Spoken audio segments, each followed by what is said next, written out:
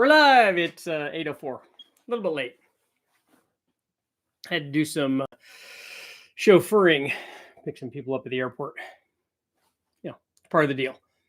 But tonight I want to talk about Pontiac power, poncho pumpers. Mostly about turbo stuff because the thumbnail that I have up is the Super Richie turbo kit that I made for the Pontiac 350. It'll obviously fit anything that shares that exhaust bolt pattern will be fine. But as you might imagine, certainly Pontiac guys are going to chime in about this. If you want to go get a turbo kit or parts or whatever for an LS, small block Chevy, even a small block Ford, there's going to be a lot of them. The number of turbo kits that you're going to find for a 350 Pontiac or a 400 Pontiac 389, you could pick whatever engine designation that you want. The number that you'll find for that obviously going to be much less. A lot of the other guys, Pontiac being one of them, Oldsmobile, Buick, I would even argue Mopar to some extent, that these other guys that are not the darlings of the industry right now, that's the LS of all of them, even more so than the small block Chevy or small block Ford. The LS is the darling in the industry right now. There's way more stuff available for that than everything else. But if you're not that, or even a small block Chevy or big block Chevy or small block Ford or whatever, and you need to have something done, or you would like to have, for instance, in this case, a turbo kit, what do? Well, I just made it. And if you look closely, I want guys to look closely at that thumbnail because you'll see a lot of things that are wrong with it. First of all, you're gonna immediately see the fact that the exhaust from one side of the motor feeds into the exhaust of the other side, which is typical for any kind of single turbo deal. The exhaust has to merge together, but the one that I did merges at a 90 degrees. So this exhaust is going straight in and hitting the back wall of this section of tubing, and then this is all flowing this way.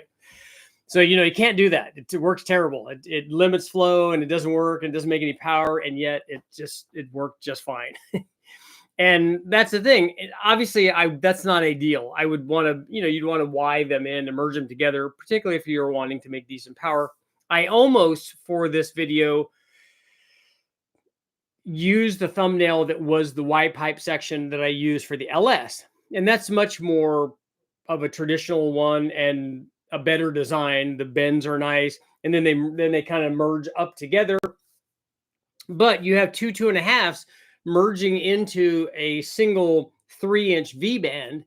And so, all of that packages fairly nicely and seems to fit together fairly well. And wasn't too terrible to weld it together. And it does work. And we've made 1,000 horsepower more with that stuff. I don't know where the limit would be on this simple Super Richie quickie, got to build it today because I got to run this dyno test. I don't know what the limit would be. That we were starting with a motor that only made 280 horsepower anyway. So it's not like we were going to go really crazy with the power. I think we only went up to like 420 or something with this. Where were we at? Yeah. 413 and 474 foot-pounds. So, about the other than the torque numbers are not bad. But, 413 horsepower, obviously with a 350, any kind of reasonable 350, that's pretty easy to do NA. But when you're starting out with something so mild like a sub 300 horsepower motor, which would be, the vast majority of your smog era 350s, small blocks and Fords and stuff, all of them are going to be less than that. If we run a 5-liter Ford like this with a dual plane intake manifold on it, it's going to be around 250. Same thing. A 351 might be up a little bit from that, but because they don't have good cylinder heads, they're just not going to be great. So they're all going to be in that sub 300 horsepower level.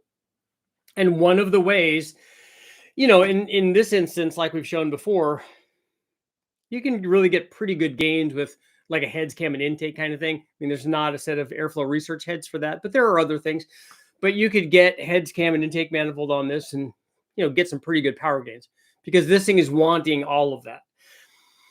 And then add boost, and then obviously it's much better. But it just goes to show you that all we did was add some boost to this. It wasn't even very much here. Let's see where we were at. I'm thinking it was like 7 pounds or something. Yeah, why is that not showing that?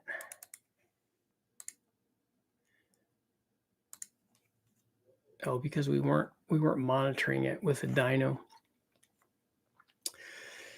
So it went from 280 to 410. I can probably tell you about what it is. I just don't remember off the top of my head.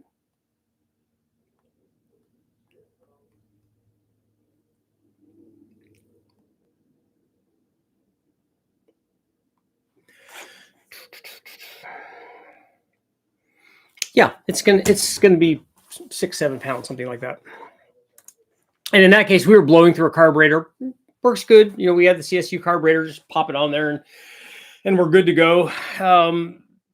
I just wanted to do it because I hadn't run really. I've run very few Pontiacs. I ran that 400.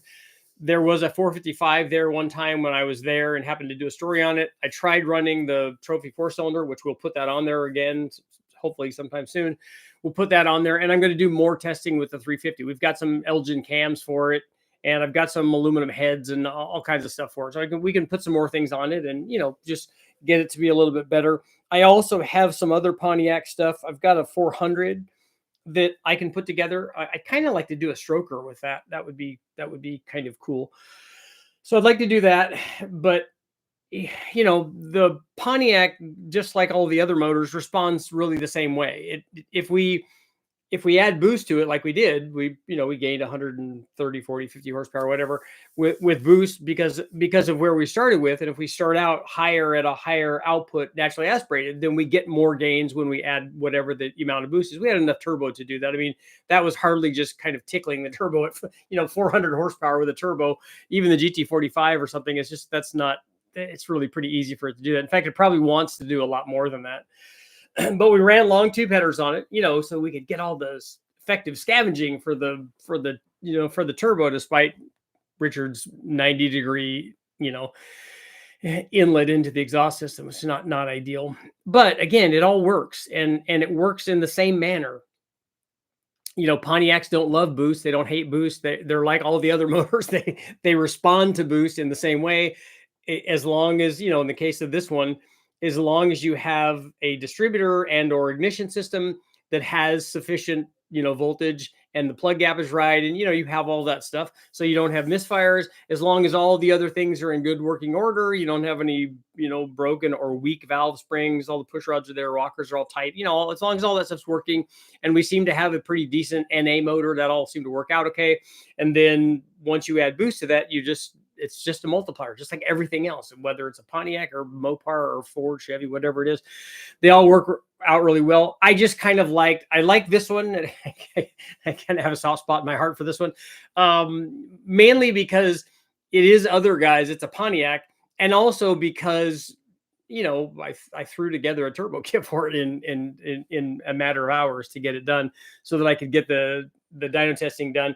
And that takes a little bit because you have to figure everything out and go, okay, well, what do I have?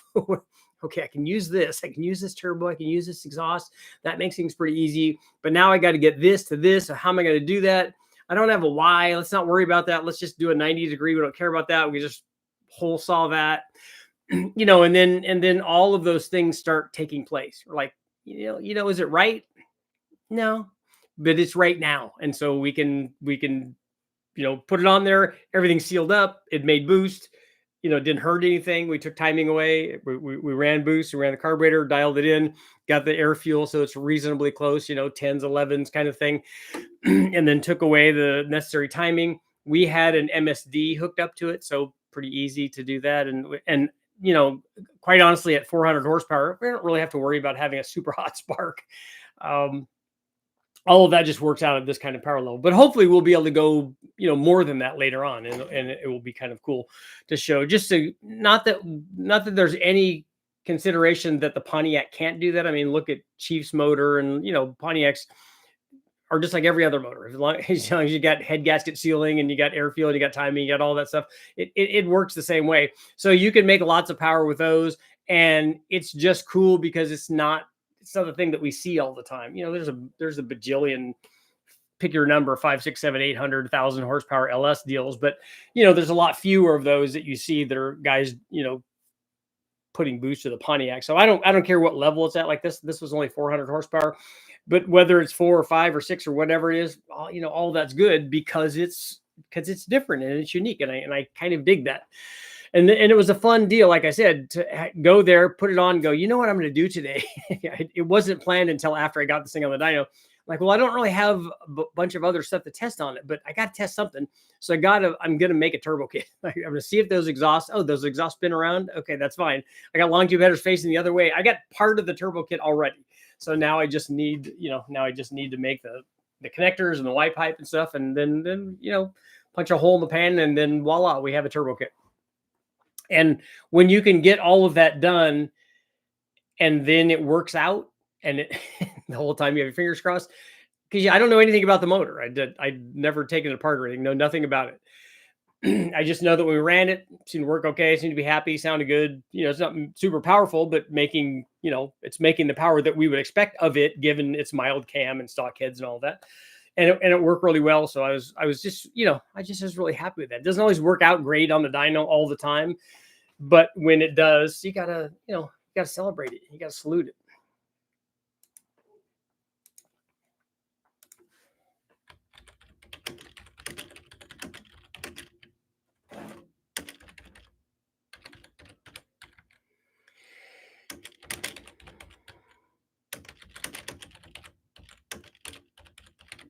Okay, would you ever run a 90-degree Y pipe for a turbo build? Would you also do the dumb thing that Richard did? I don't recommend it, but it works. It's all good. Knowledge, what's going on? Hawk. DSRE 455. I'm gonna say that's a Pontiac dude. Bedtime Ranger, nice. Timmy, what's going on? If you want a turbo kit for a Pontiac, you're making it yourself. Yeah, that's what we had to do. But that's okay. Like I said, you're already partway there. I have a Pontiac 455 in my Cutlass, 7K3 heads, and I have a Pontiac 455 with Rammer 3 heads. My grandfather left a Vega, GTO and Pontiac cars, or a Vega Graveyard. Okay, I just wanted a 455. Super Duty Trans Am would be cool. Complete torque monsters. Yep, that's all good stuff. I know I had a mutual acquaintance back when I was in high school that had a Super Duty car, and he said, tell me that he had no respect for my little base engine Camaro. The destroyer of bedtime. It is late. I know. I mistyped grandfather left a graveyard of Pontiac cars. Okay. I wondered where the Vega thing was coming. I mean, not that you can't swap a Pontiac motor into a Vega, because anything swapped into a Vega is definitely cool. There's a GTO out there.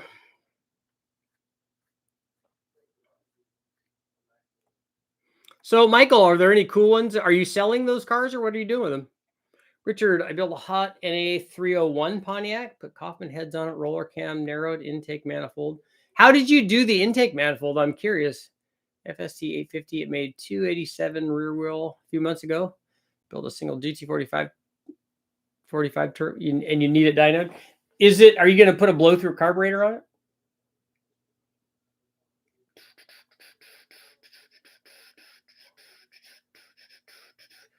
Are there Pontiac Rays? Are there any performance intake manifolds for that 301?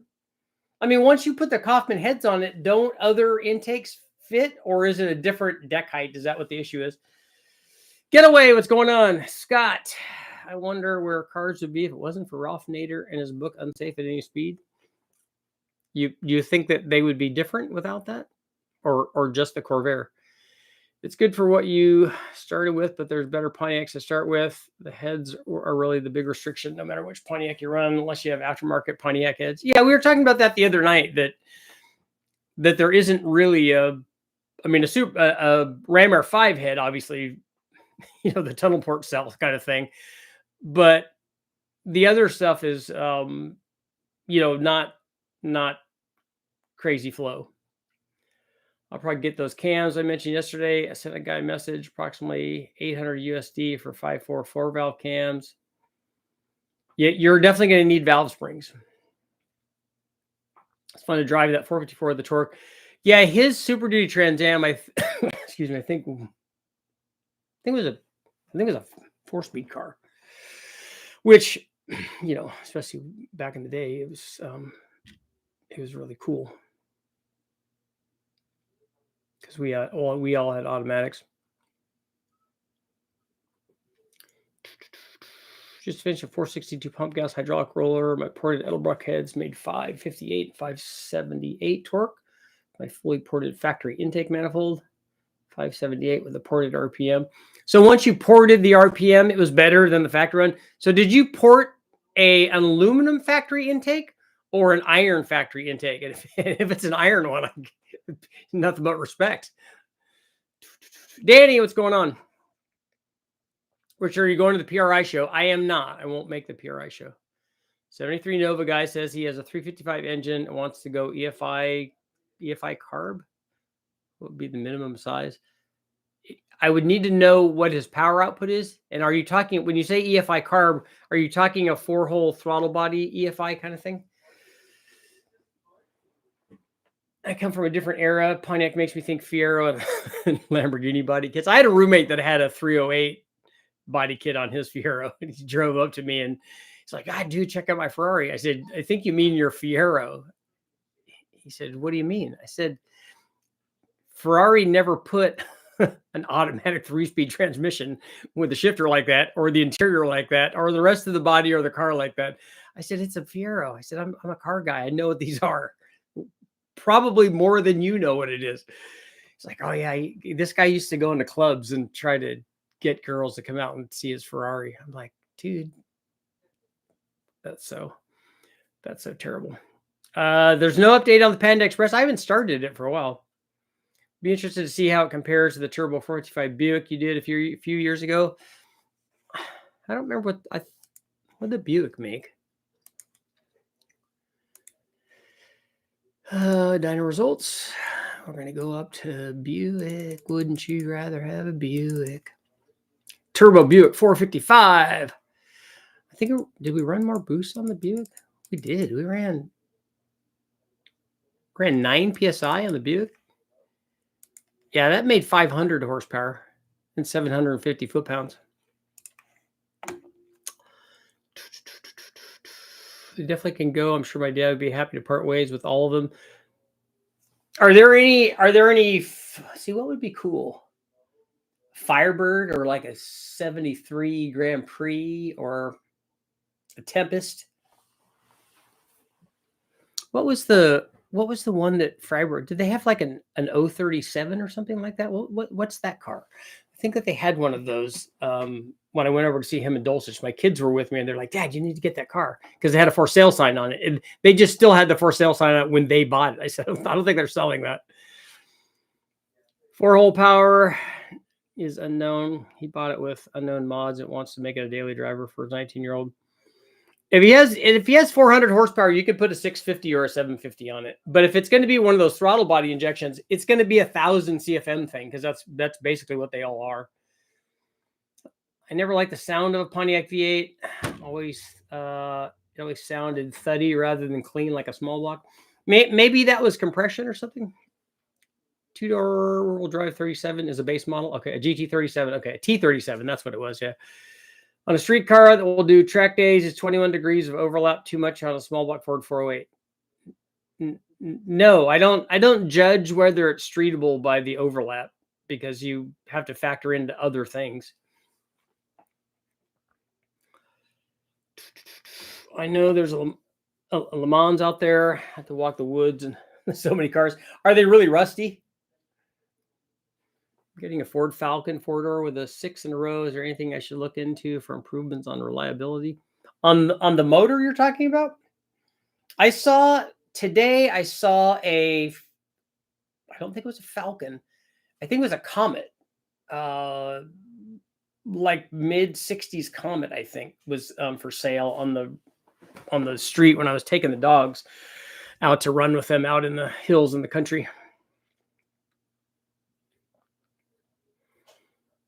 Ford Falcon. The Comet was cool. I like those because I like the little Rancheros. I like the little Falcons. I like the Comet. Do some Trans Ams come with a turbo 301? They did in the, I want to say early 80s or late 70s. 71 GTO 455 HO is my favorite. Okay, that's cool. My 301 uses a narrow Winsler single plane, inch shorter on the runners. I modified a Pro System carburetor for blow through. 30 minutes from West Tech. Oh, that's very cool. Get yourself a Barra for the Falcon. Put a modern Falcon engine into it. Do you agree with the David Vizard camshaft LSA formula? I don't. It depends on what you're asking that it's supposed to do. Do I think that that formula is an absolute for camshafts? 100% not. Do I think that he's used that formula and it's worked very well for small block Chevys and stuff? Yeah, I think he has. Do I think it gives you good information? Yes. But do I think it makes the best cam? No. I wish more American muscle cars were turbo from the factory back in the 1900s, like the Grand Nationals and the turbo Trans Ams. Those turbo Trans Ams were really serious. The previous ones not. The ones with the Grand National motors in them, those were really pretty serious. I put the 301 in a 68 Firebird drag car. Can't wait to see it make boost. That is cool. How much turbo do you have on it?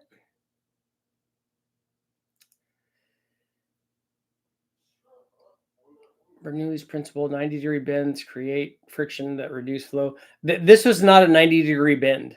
This wasn't a bend at all.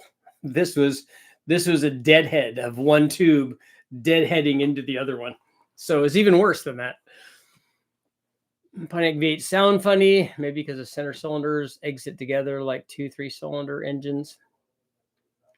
Not an 037, it's a T37. Yeah. Oh, you have a GT45 on it. Okay, so you're not going to try to make a ton of power with it then. I mean, it'll do 700 or 750 or something like that. Big block 460 Fords were turbo liquid propane and generators. They were. I didn't know that. Would be interested in the Le Mans.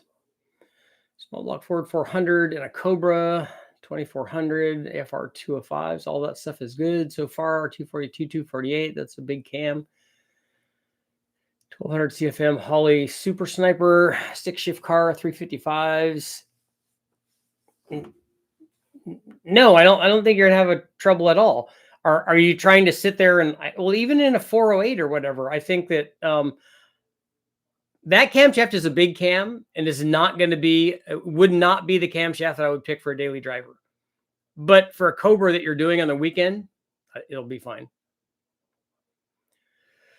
What were the power numbers on a factory 301 turbo? I'm guessing, but 200 or something like that.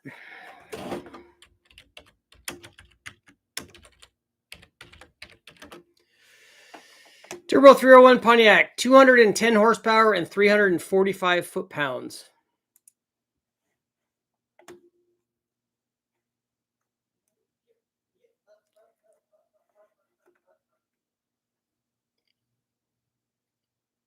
And then it dropped down to 200 and 340. But cool, because it had the little turbo lights on it.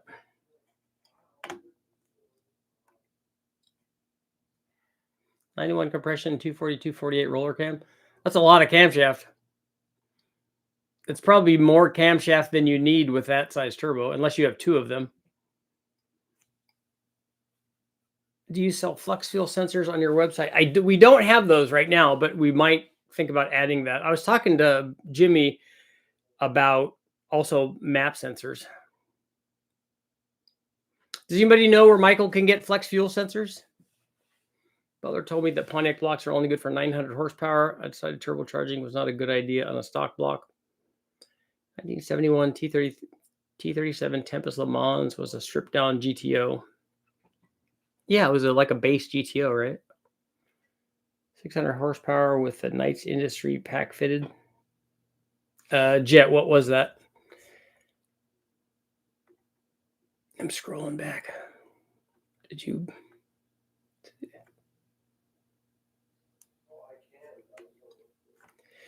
The cam is big, but it's all I had in the garage. But all cams are turbo cams. It is. It'll work. It will, you know. And with that size, well, that's a 300-inch motor. That's a good size cam.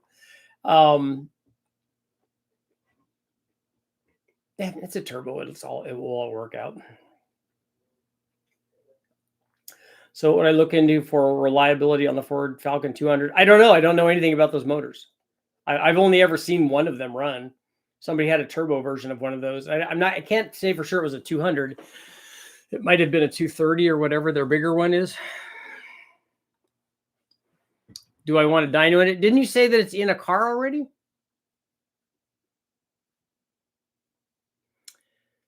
I got my MIG welder set up so I can start gluing metal together. There you go. I have an LM4 planning on Texas Speed Stage 2.5 ported heads in your Millingham 30. Goal is pump gas with stock bottom end. Good plan or bad?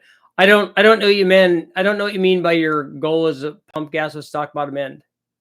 So, but what is the goal though? Like, what are you trying to do? And how much cam are you putting in it and all that? And what kind of power do you want to make?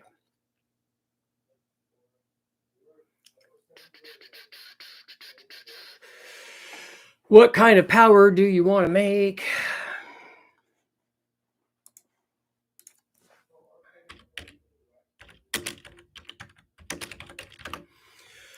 What kind of power do you want to make?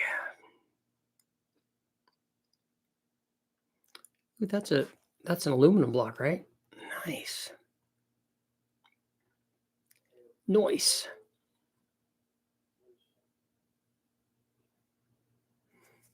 So it responds to all the same things then.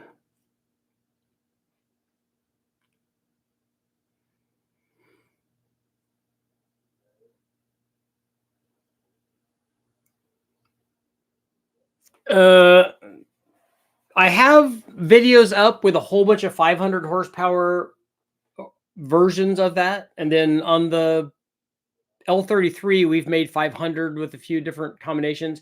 It takes a really good head, a pretty big camshaft, and a really good intake manifold, like a fast or a short runner kind of intake to get that. And honestly, I don't know in a pre-runner that's the combination I would pick. OEM sensors tend to be cheap and decent quality if you can find the V resistance information or measure it yourself. Much cheaper than aftermarket stuff. Should do another guy's Ford Falcon inline 6-cylinder, of course. Pontiac used small dowel pins to align bearing caps. It was a poor design. They use dowel pins to align the bearing caps? That's how they're positioned? M122 blower or LSA for a typical L33 build. Cost is pretty similar after all the brackets. Is the M112 build, is that with some sort of adapter on some other kind of manifold? I haven't seen the 112 stuff only because the 0304 Cobra stuff, if that's the one that you're talking about using, doesn't lend itself as well as the M122 stuff.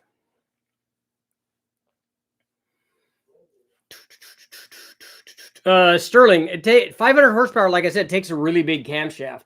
And so I wouldn't, that's just not what I would pick. A pre-runner is going to be fairly heavy. So I don't know that you're going to want a whole bunch of power at the top of the RPM range. Right now, the one that we have that makes 540, it makes it at 7,700 RPM. And it's not something that I would trust out in the middle of the desert.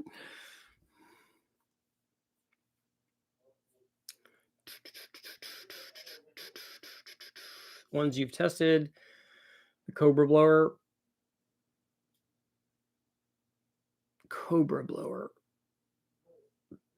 The M112 is on the 0304 Cobra, but I haven't bolted one of those on an LS, if that's what you're talking about. We have bolted the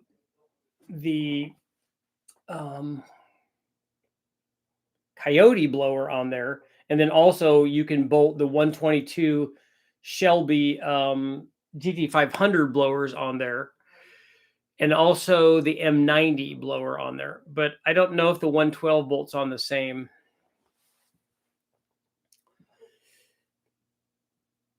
They sound like V8s with a cross port exhaust.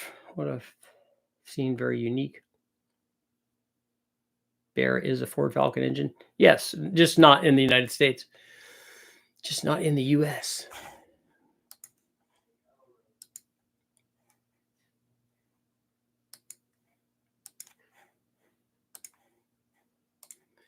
Turbo Pontiac 301 race motor.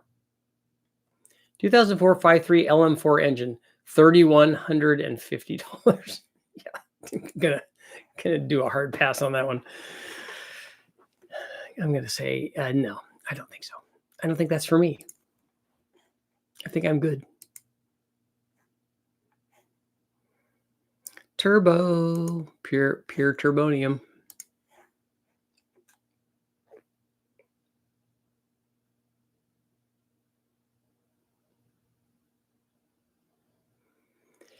MG Rover used nylon dowel pins on some of their K series engines due to poor assembly techs. What were the dowel pins holding? Need to build an intake for 3 or 4 M90s. The late 6X heads were lighter weight and better castings than the early ones.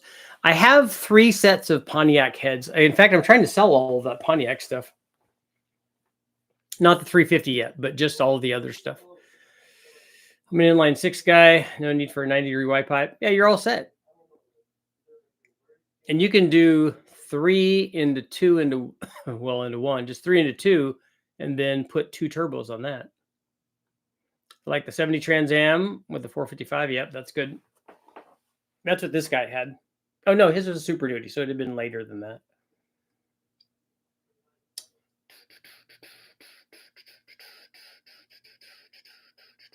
I like the 69 Trans Ams too.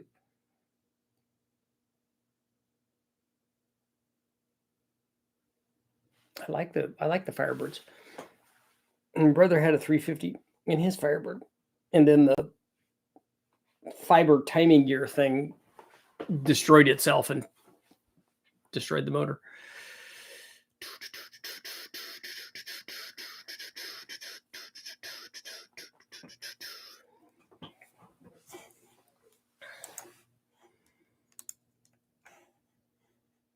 I need to learn how to hydro dip.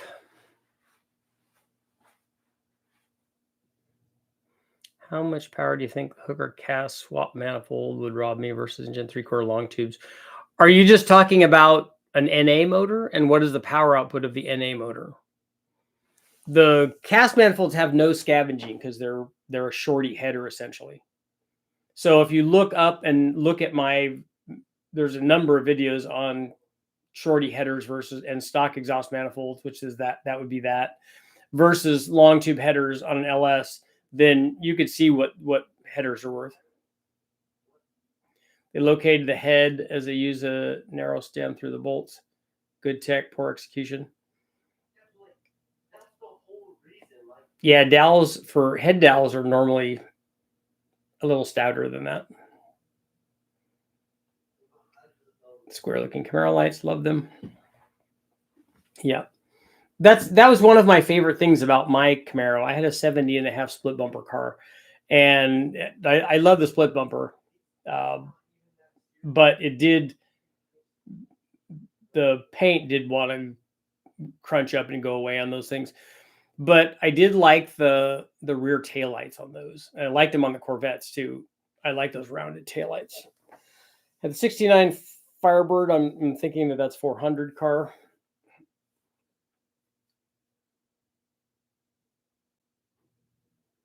How do you feel about that Vivor head you posted? What is that? Is that the 6-cylinder one?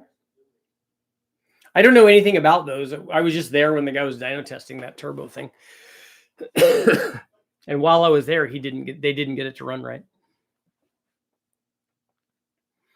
Yeah, Tommy, we figured it was the 9 so close to the 0. My mind just goes to either side of that.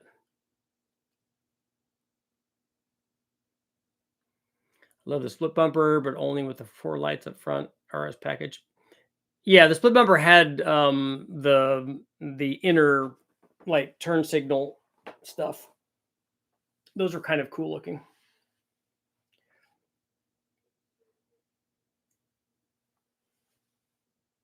Yeah, I really like that car. It started out lime green with a white top, is what it originally was, and then it was red with a black top by the time I was done. It was cooler looking then.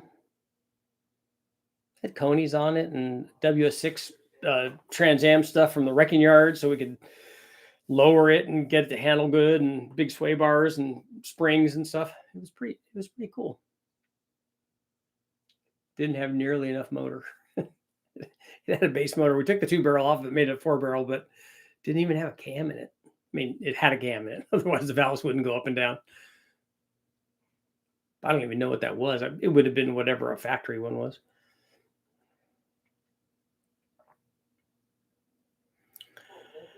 Does smaller valve lash make more power?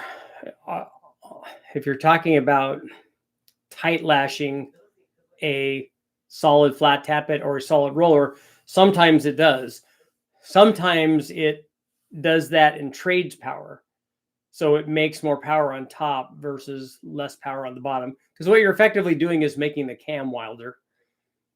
Not to be confused with Van Wilder, just cam wilder.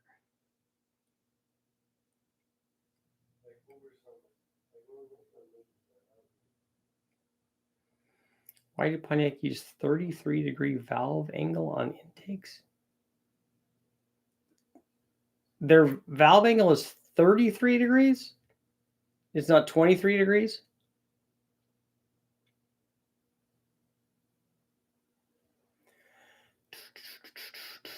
Have you tested the TSP Torker V2? Is that, if that's a, I haven't.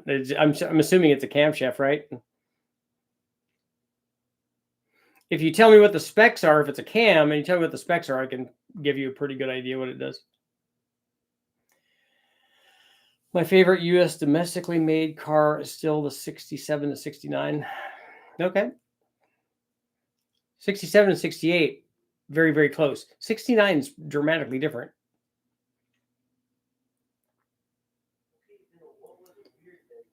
$30 on the face of the valve. Valve angle is 14 degrees on a Pontiac. I thought it was less than 30, whatever he was saying, 33.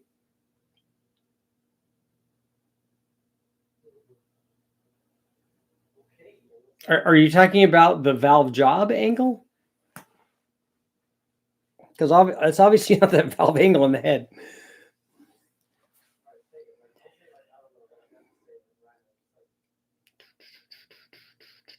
So more contact, less bump on lobe makes it.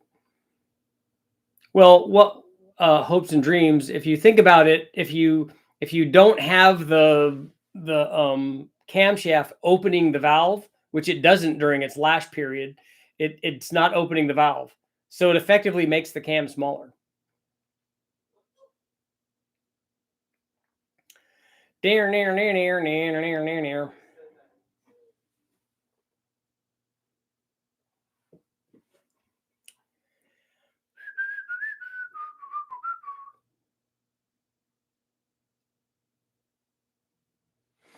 Good times, good times. It was the best of times. It was the worst of times.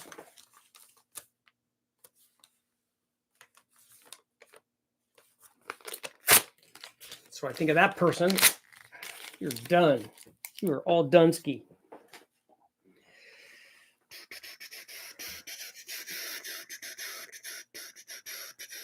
You're obviously not a Pontiac guy. Wow. You need to be specific about the question that you're asking. That's like asking a thoughts question. TSP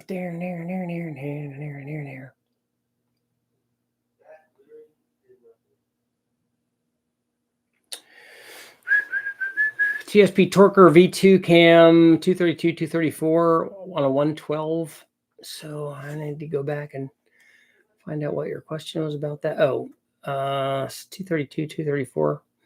Yeah, that's actually a little closer to a single pattern cam than I would want to run on something. It will work, like all cams, it will work. I don't know what you're trying to get done. Like, I don't know how much power you're trying to make and what size motor is it going in.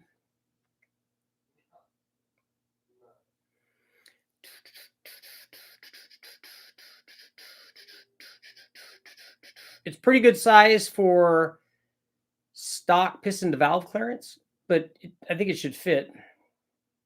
I had Pontiacs for over 60 years, still have a 66 GTO. I currently own three. I own 3 Pontiac motors right now. I hope you didn't rip up the shopping list. No, I think that was an old shipping label. I do need to go shopping though.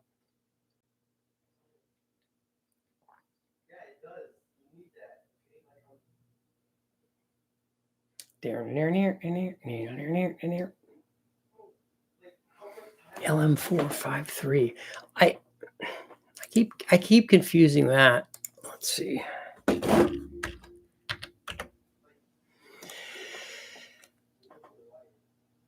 Yeah, I keep, whenever somebody brings up the LM4, I keep confusing that with the LS4, which is not great. The LM4 is good. The LS4, not that great. The LR4 is a 4.8.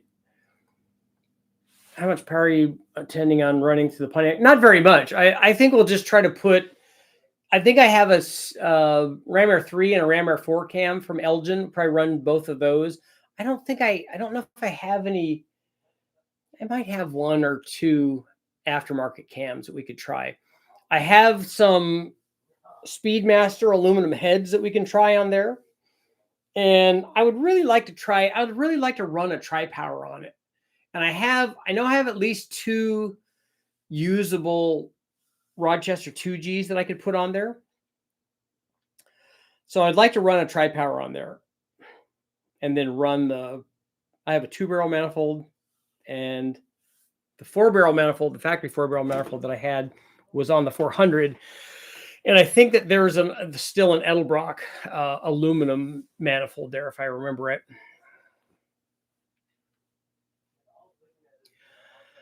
Of David Visor's 80 Trans Am from his 83 popular hot riding articles, and also shown in his books. You have that Trans Am? Cool. 3800 turbo in a 96 Blazer. Does the Blazer already have a 4.3 in it? Have you ever tried changing from 1.6 to 1.65 rockers? Are you talking about are you still asking about, or Vern, are you asking about on a Pontiac? I'm assuming, since a 1.65 is kind of a common thing. And the question about only doing it on the intake or only doing it on the exhaust, it's better to do it on both. You're not going to get a secret way where you just do it on one and get all of the power. Not normally. I guess that's possible, but if you nobody buys 8 rockers. You always buy a full set. And so you might as well put all of them on there. If you want, you could do them half at a time and see if one of them gains more of the power than the other one, I guess. But I do have a set of aftermarket 1.65 roller rockers to put on the Pontiacs. So I can do that test. And rockers, just like with carb spacers, it depends. It depends on what you're testing it on. I've had rockers not do anything, like going from a 1.5 to a 1.6 on small block Chevy. I've had it not do anything. And then we've had rocker upgrades do, a pretty fair bit. Tri-power shows how the 6:8 split is made. Is there any real benefit to running an aftermarket and or underdrive harmonic balancer on the street? The one thing I can say is if you make the damper, if it's an LS, or a balancer, if it's other motors that have an external balancer on it, if you make that pulley size smaller, and it means that you spin the accessories slower, you'll usually pick up power. That's how underdrive pulleys work. But there's always a trade-off and stuff. So if you do that, you slow the water pump speed down, you slow the alternator speed down. And so sometimes the cooling's not as good, particularly driving around like in traffic. And then also if the alternator doesn't spin fast enough, it doesn't charge well enough. So, there are other things to consider. Built LM7, took it to a 5.7, 85 S10, CNC ported 243s, LXXR 102, mid-length headers, T56 trans. I only need to pick a cam. So are you trying to just tell me the power output that you're trying to make? 79 400 4-speed clone built off of a 79 4-speed fire body. Okay, Firebird body. Pontiac 400 with Edelbrock heads is the way to go. Don't underdrive your alternator. It makes all the electrical components run hotter. Lights get dim at idle, creates a mess. It would depend on how much slower you spin it and what the threshold is for that sort of thing. When we put a really small underdrive pulley on the underdrive pulley set on the Mustang, and it wasn't good. It did want to run hotter when we were cruising in traffic down at Newport Beach, and it didn't want to charge. So we went to the extreme on that, and I don't recommend that. If you're starting it up and it's a track car and you're driving on the track, and you can get like one of the opposite end of that situation is that when I ran the Silver State in the Mustang and we were running the thing like in fifth gear, we were only running 42 or 4,300 RPM. In fourth gear, we were running about 6,000. And if you'd run it like that at 6,000, it would overheat because we're cavitating the pump. So if you had an underdrive pulley on it, you could do that and run it at a higher engine speed like that and not cavitate the pump, because the pump's not designed to be running that engine speed, particularly not on that motor. That's not how their cooling system was designed. On a small block Ford from 1.6 to 1.65, how much lift would you gain? You can multiply it. You can do that as a percentage, or if you had a 300 lobe lift, it wouldn't be very much. To be 480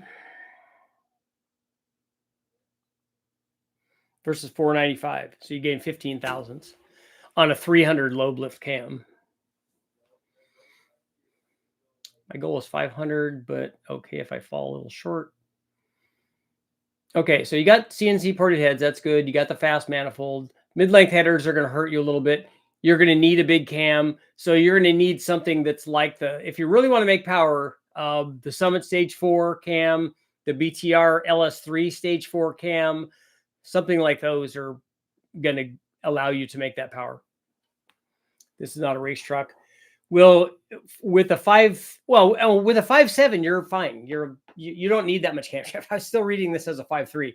With a 5.7, you could get away with less cam. With a 5.7, and to make it more drivable and still make 500 horsepower, I would put a BTR hot rod or a red hot camshaft in it. You probably could also get there with my Truck Plus camshaft in a 5.7. Would get you really close to that, I think. So let's see. Let's see if we did 15.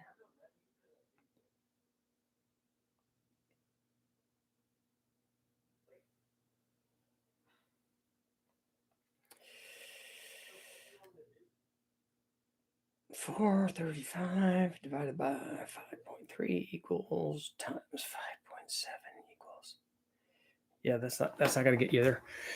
You're gonna need a red hot or a hot rod cam.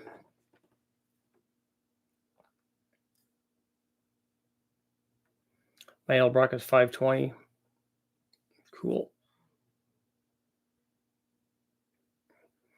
Is a Pontiac you're talking about a 5.7? I have a Pontiac 400 that's not been put together yet. I have a Pontiac 350, and then also a Pontiac Trophy 4-cylinder, which is now that's a 3-liter. No, half of 389, half of a 400. It's 200 cubic inches. I like big Pontiacs, and I cannot lie.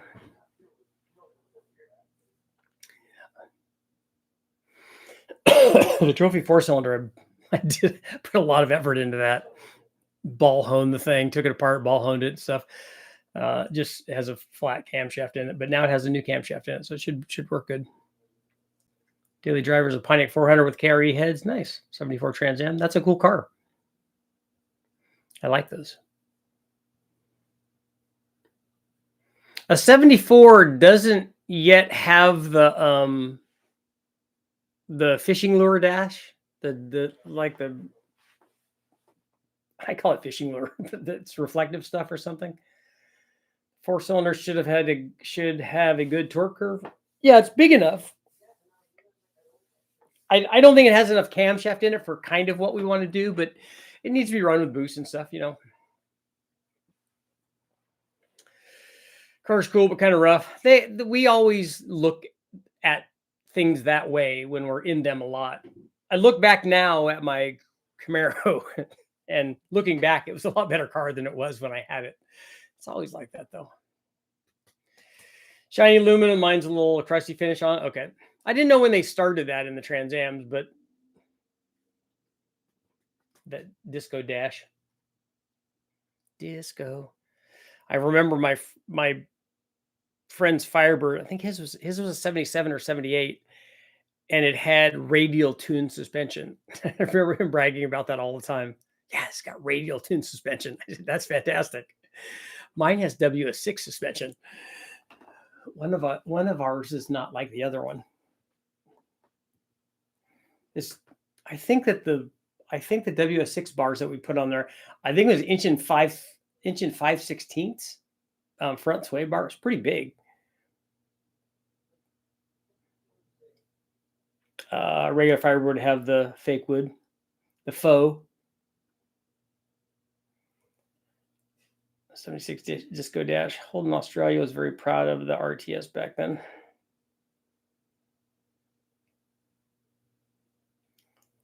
My 76 Trans Am has radial 2 suspension and a twin turbo 455. That's good. Definitely the twin turbo 455 is the better of those two things.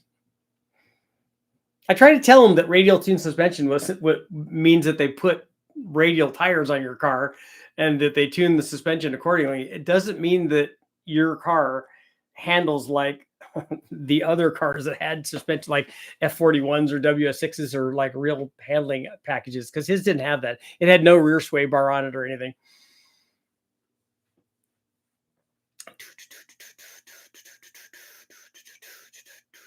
It was cool to be able to go get that stuff in the wrecking yards back then.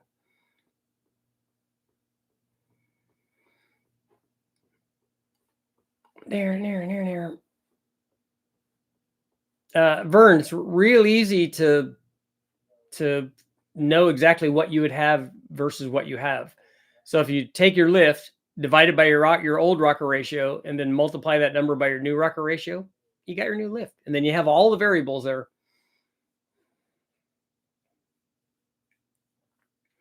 Mine had traction bars, but I got the stuff to put the sway bar back on it. The rear sway bar isn't hooked up on the one side. Yeah. Traction bars kind of get in the way though, right? But the traction bars were cool too, though. Those made a statement. My favorite were the factory traction bars on my buddy's what was it? A Gremlin, I think. 224, 234 solid roller and 10 psi, so I need to be nice to the Doug Nash 5-speed. Yeah, the 10 psi is the real thing there, but I spray painted the traction bars yellow. Yeah, you got to have them, just like with the yellow silicone wires back in the day too. You had to have those too. Your traction bars, you don't want to have them be black or nondescript. They had to sit down there because they had to know, because they knew when you had traction bars on it, you had something that needed traction. So you had all the power.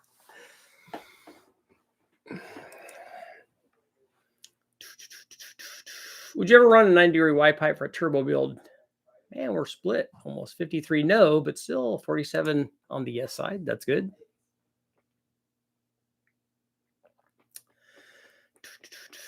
AU cops would defect a car with traction bars in the 80s. So they were not happy with that. They used to pull over my buddy all the time in his RD400, and give him a noise violation because he had super traps. And then he'd have to take all the plates out and stick a bunch of steel wool in there and go by and show it to him. Yeah, that seems like it's quiet. And then take all that stuff back out. 15 by 10 rally 2 wheels in the back. Did you have those made? 295s. Did you have those widened? What are your thoughts on the poll? My thoughts are that I just wouldn't answer a poll question.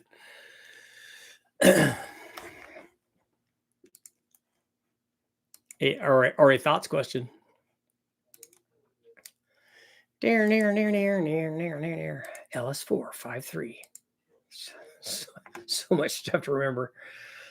Cars with fuel pumps, the bumper work, hot magic, the like external pumps.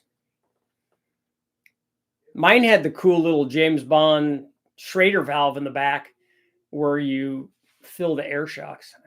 I was so happy to take those off. I mean, it was convenient. Like I didn't ever use the air shocks for drag racing or anything, but it was cool to have the air shocks if you wanted to put.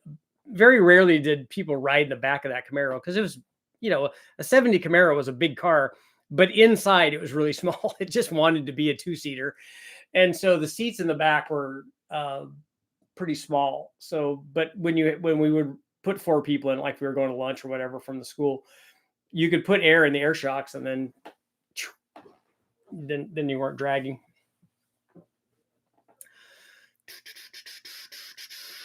Pontiac rallies, you could buy them already like that. Okay, are they're aftermarket ones then? Why does it seem, after looking at dyno charts for a long time, that LS engines peak at a higher RPM than small block Chevys or small block Fords? You mean with the similar things?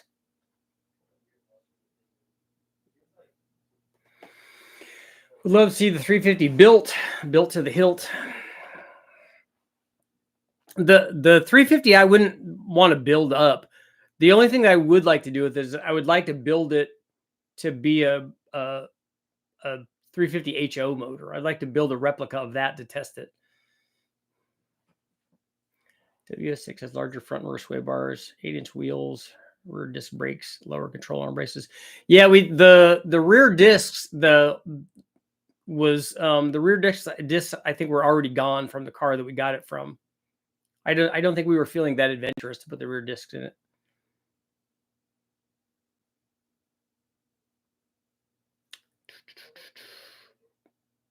The 350 HO motor?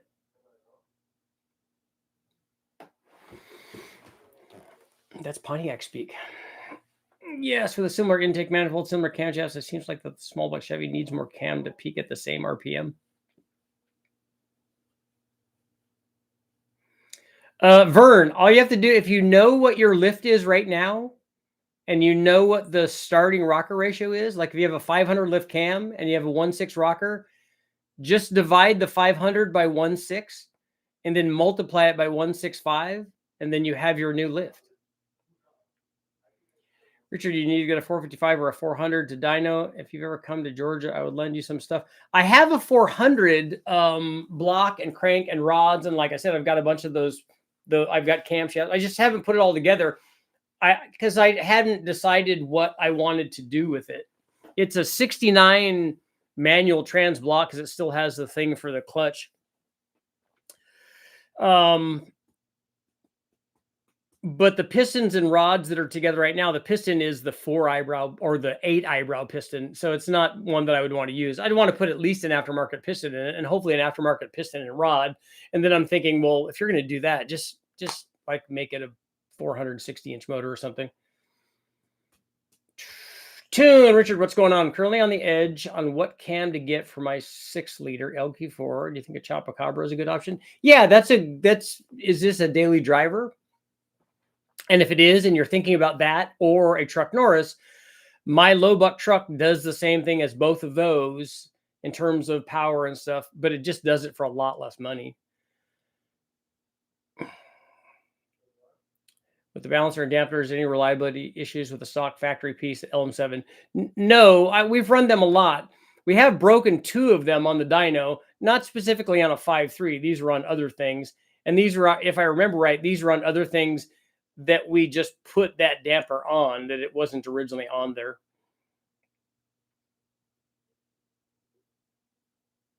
I didn't know the factory rear disc brakes were the worth the upgrade. Yeah, four-wheel disc brakes is always cooler to say. What you need is a bigger front brake, but the four-wheel disc brake is better. The 400 out the 8 eyebrow pistons been bored 30 over. Yeah, you can. It fits lots of stuff.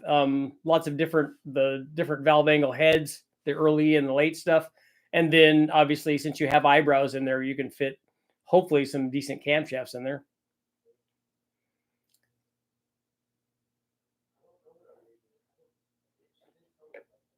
The part of the clutch you're talking about, the Z-bar clutch linkage. Yeah, it's not the whole linkage. It's just the standoff for it, just the little nub that sticks out. It's only like 10 cc's versus 6.7 cc's. Not a crazy deal breaker. 4 drum brakes behind a turbo LS sounds sketchier. It does. I road raced with rear drum brakes a lot in my Mustang. Tim, you got to find a new machine shop. And we have 2 more minutes.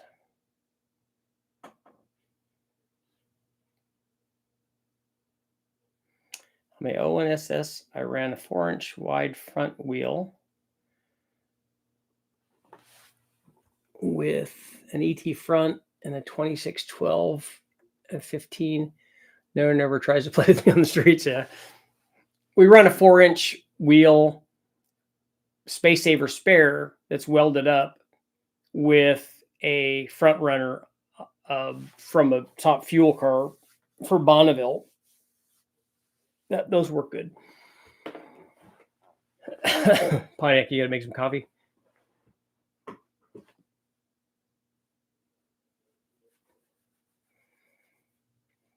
Lori trying something different, maybe something 65 Skylark, 425 nailhead, 227, 241 comp thumper headers, 410s.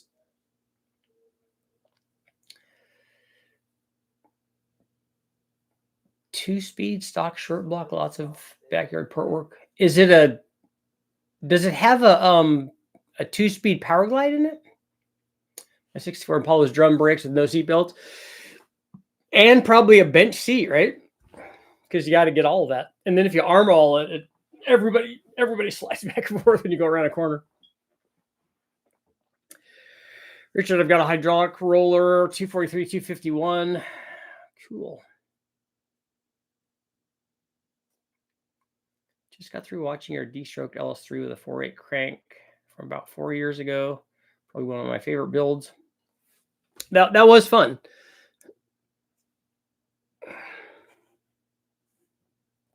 What's your knowledge on Honda 4th Gen Preludes? I don't think I've ever done anything with the Preludes other than Jackson Racing superchargers and some things like that. Most of the stuff that I built were D and B and K series stuff, and not the H. But they respond the same way. Oven clear on Gen 3 rear cover. Yeah, that's fine. And they work really good for cleaning combustion chambers or the outside of the block on aluminum blocks. Currently thinking hard 67 C20, 3 on a tree, trailing arm rear. Gonna swap the 5.3 in and make it drive without traction. Nothing breaks. Exactly. You just put a really skinny bias ply tire on it, and then you don't have to worry about all of the rest of the drivetrain. Super turbine 300 switch pitch. You got a switch pitch torque converter? That's cool. I haven't heard those in a long time. How about the Chevy Crossfire intake? I have one of those, and I'm going to test that and compare it to the tune port. Brakes and suspension should almost always be done before adding power. If you want to get about quicker, at least. Yeah, Neil, that's what I did on my Camaro. Billet Honda motors look like they're built for bomb disposal. I follow the 4-piston guys. I like their stuff. Thought no oven cleaner on aluminum. You just can't leave it on a long time. I said Mickey Thompson Pontiac aluminum connecting rods. Would you trust them? I think I would. I would think I would have those in the museum. Believe it or not, I bought a ported and welded up crossfire intake for $25. Nice. Paint your drum brakes, almost like disc brakes. And then I would write, you should write Willwood or Brembo on them. That would be awesome. Oh, see, I told you Dakota's looking at those connecting rods. Dakota is the crossfire manifold. Is that did they make the ports larger so it fits a conventional cylinder head? You can test the crossfire with Q-jets. The Q-jets won't bolt onto a crossfire unless you put a different cover plate on it.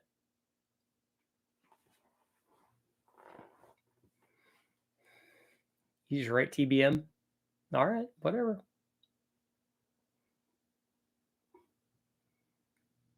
It's been port matched to a standard intake gasket. Oh, so like a 1205 or something. That would be good. They need. They're pretty small to begin with.